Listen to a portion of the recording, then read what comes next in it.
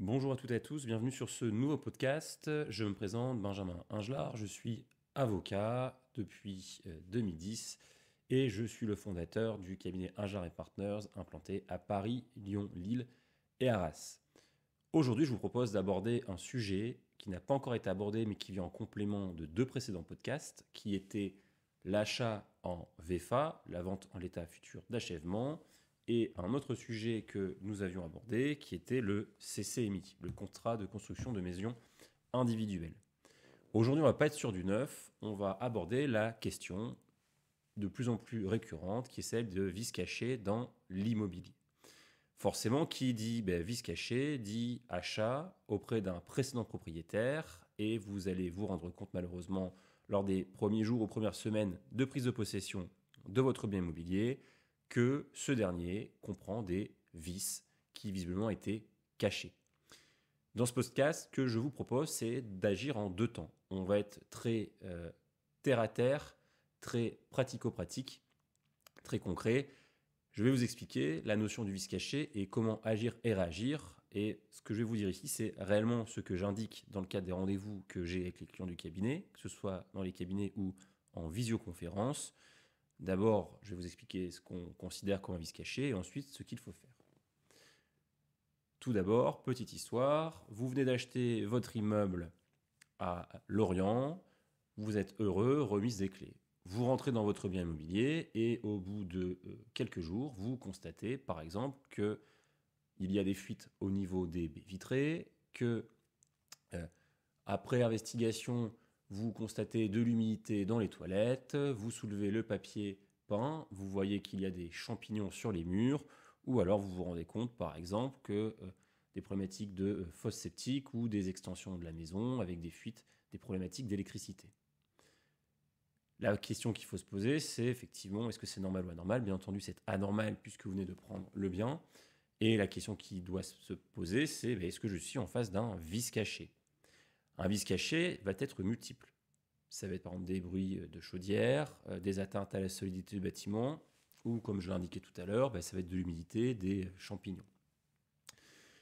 Ce qui va se passer, c'est que vous ne pourrez agir contre votre vendeur que si vous démontrez le caractère caché du vice. Puisque, comme vous le savez, les vices qui sont apparents, vous achetez votre bien immobilier en l'état, et donc si les vices sont apparents, vous ne pouvez pas venir ensuite contester la vente ou le prix de cession de votre bien immobilier, ce qui semble logique. Si j'achète une maison décrépite ou qui est en l'état de taudis, j'achète un taudis ou une maison décrépite. Par contre, si j'achète une maison d'apparence en très bon état, une maison avec des peintures en très bon état, mais que je me rends compte finalement au bout de 3 jours que tout ceci était calfeutré, entre guillemets, qu'on ait mis la poussière sous le tapis, et bien là, effectivement, vous êtes en présence d'un vice caché. Là, c'est le constat, c'est l'effroi, je suis en présence de vices cachés. Que faire ? Comment agir et réagir ? Déjà, qu'est-ce que vous pouvez envisager ? Si vous avez un vice caché, vous avez deux possibilités. Soit vous pouvez engager une action pour annuler la vente, soit vous pouvez plutôt engager une action pour obtenir une indemnisation du préjudice, voire une réduction du prix. D'accord ? On va parler d'action en responsabilité. L'annulation de la vente, attention, puisque bien souvent, si la procédure dure un certain temps, avec l'évolution favorable des prix de l'immobilier, c'est peut-être pas forcément de votre intérêt, sauf si évidemment, si les vices cachés rendent totalement impropre la maison à son habitation et à son usage, il faut demander l'annulation de la vente. D'accord ? Là, j'ai envie de dire, c'est vraiment du cas par cas, c'est à vous de voir ce que vous souhaitez mettre en place, et c'est nous, en tant qu'avocats, de devoir vous conseiller précisément sur ce point. Donc là, on est à l'étape 1, l'effroi, la constatation de l'existence des vices cachés. Étape 2, premier constat. Vous prenez des photographies, des vidéos, vous pouvez même faire venir un huissier qui va constater l'existence des vices. C'est très important pour la suite puisque le but est de démontrer à quelle date très exactement vous avez pris connaissance des vices et surtout de leur apparence à la date à laquelle vous avez pris connaissance pour la première fois. Pourquoi ? Parce que les vendeurs qui sont des petits malins qui cachent des vices cachés, en général, le vice va s'aggraver avec le temps. Donc, c'est de démontrer qu'il y a une détérioration. Vous pouvez faire un constat à J+1, J+7, J+15, admettons, ou des photos. D'accord ? Une fois que vous avez constaté ce qu'il faut faire, assigner directement en réduction de prix ou en annulation de la vente, c'est ultra risqué. Je dirais même que c'est casse-gueule puisque vous n'avez pas de preuves contradictoires à opposer à votre vendeur. Il ne faut donc jamais, sauf cas exceptionnel, mais le principe c'est qu'il ne faut jamais partir directement en assignation pour annuler une vente ou une réduction du prix, sans avoir fait l'étape numéro 2. C'est quoi? C'est le référé expertise. Le référé expertise, c'est faire délivrer par voie d'avocat une assignation à votre vendeur, et dans cette assignation, vous allez demander la désignation d'un expert judiciaire, qui est un expert totalement indépendant, qui est inscrit près la cour d'appel. Si c'est à Paris, c'est pour les cours d'appel de Paris. Si c'est à Lille, c'est la cour d'appel de Douai, cour d'appel de Lyon, etc. Donc, vous faites délivrer une assignation par votre avocat pour avoir une audience de référé, donc dans l'urgence, devant le président du tribunal judiciaire. Dans cette assignation, qu'est-ce qu'on va demander? Déjà, on va décrire le rappel des faits et de la procédure. Je suis le conseil de monsieur, madame Trucmuche. Ces derniers ont acheté un bien immobilier en date du, je dis n'importe quoi, 31 janvier 2023, pour la somme de 500 000 euros.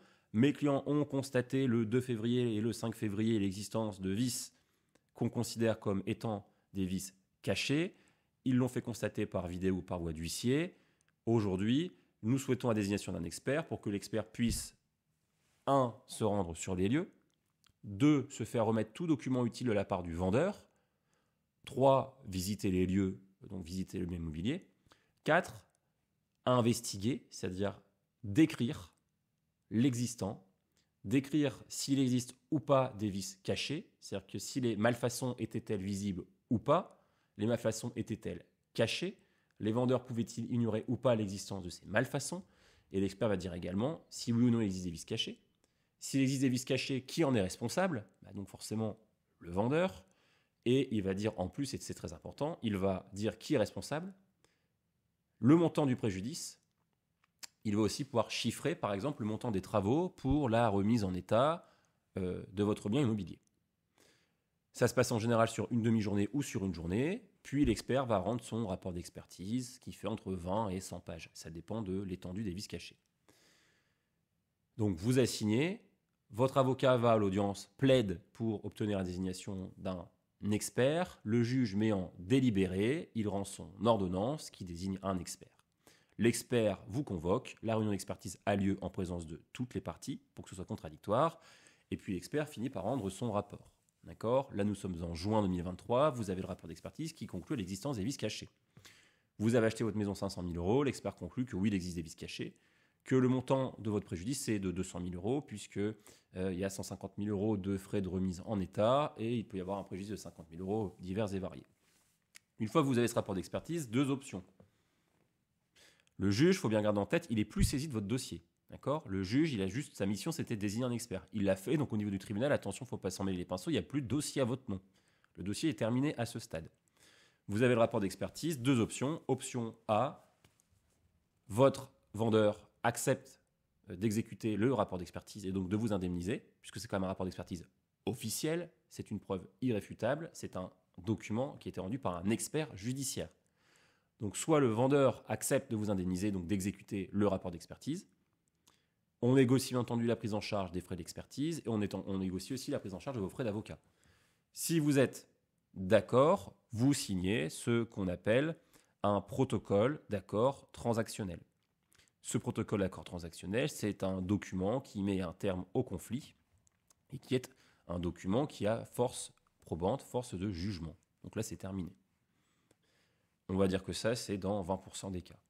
Dans 80% des cas, malheureusement, le vendeur va faire sa tête de mule, va refuser d'exécuter le rapport d'expertise. Et bien, c'est l'option B, c'est la 3e et dernière phase. Et bien, on assigne. Donc cette fois-ci, on part sur une assignation en paiement devant le tribunal judiciaire. Donc votre avocat va rédiger une assignation en paiement sur le fondement des dispositions du Code civil, va se prévaloir du compte-rendu du rapport définitif qui a été rendu par l'expert, délivrer une assignation par voie d'huissier, et ensuite vous avez un calendrier de procédure qui se met en place. Il faut compter quand même une bonne année pour avoir un jugement, parce qu'on est sur un calendrier de procédure, on est sur des échanges d'écriture, on est sur des échanges de pièces, et quand le juge estime qu'il est suffisamment informé de l'état des débats, il va clôturer le dossier, il va fixer à plaider. Quand un juge dit qu'il clôture le dossier, ça ne veut pas dire que le dossier est terminé. Il clôture l'instruction. C'est-à-dire qu'il estime qu'il n'a plus besoin d'être informé, il n'a pas besoin de pièces complémentaires. Et donc ensuite, il vous convoque à une audience de plaidoirie. Plaidoirie du dossier, et puis le jugement est rendu. Et donc, une fois que vous avez le jugement, là, vous pouvez faire exécuter pour être indemnisé. Voilà pour ces quelques éléments d'information sur le référé expertise et surtout le référé expertise en matière de vice caché. Dans ce podcast, je viens de vous expliquer succinctement le vice caché. Vous avez les grandes lignes. Bien entendu, si vous avez des questions complémentaires, le plus important, c'est soit de nous contacter, soit vous pouvez faire des recherches sur la jurisprudence qui vient définir les vices cachés au fur et à mesure. Est-ce qu'un trou, il y a plein de choses. Est-ce que c'est un vice caché ou pas? Tout est déterminé par la jurisprudence. Je vous remercie pour cette écoute, pour ce podcast en droit immobilier et construction sur le vice caché. N'hésitez pas à me contacter, Benjamin Angelard, avocat. Et si vous voulez soutenir la chaîne podcast, notre chaîne YouTube, je vous remercie de vous abonner, de liker la vidéo. À très bientôt. Merci.